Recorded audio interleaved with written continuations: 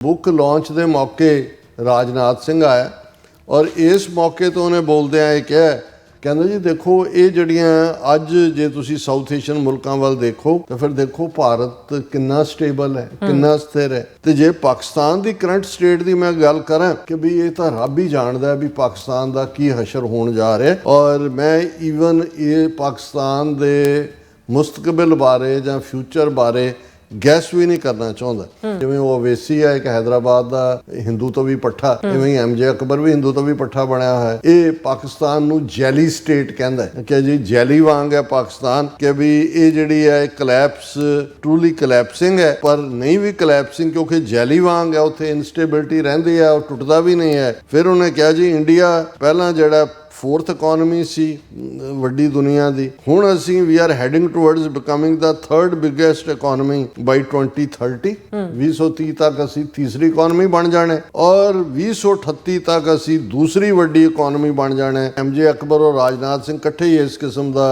जिहड़ा है वो बकवास कर रहे हैं कि भी जी पाकिस्तान एक डिसफंक्शनल स्टेट है क्योंकि उन्होंने इंडस वैली सिविलाइजेशन नूं अबैंडन करता है कि भी गंगा जमनी तहजीब नूं उन्होंने छड़ दिता कि भी वो मतलब ये है कि भी वो हिंदूत्ववाद के दायराकार च जिहड़ा है वो नहीं ने, इसलिए उन्होंने फना होना और उन्होंने दे हैव अबंडेंट गंगा जमनी तहजीब। वो एक आर्टिफिशियल कल्चर क्रिएट कर रहे हैं, इसलिए वो आर्टिफिशियल सोसाइटी है जिहड़ी कि ब्रिटल है कठोर है, इसलिए उसने टुटना। मतलब यह है कि जो ये पाकिस्तान नूं जैली स्टेट डिसफंक्शनल रब जानदा इन्हां दा की होएगा। ऑलरेडी जिहड़ा गंगा जमनी तो दौड़े ने, जे तुसी इस सारे नूं देखो तो ये सारी इन्हां दी नफरत, इन्हां विचला जहर, इन्हां दी आइसोलेशन, इन्हां दी डिफीट ते इहदी रैटलिंग दा नतीजा है। इस नूं अगेन यही अखान जस्टिफाई करदा है कि वक्तों खुंजी डूमणी बोले आल पताल।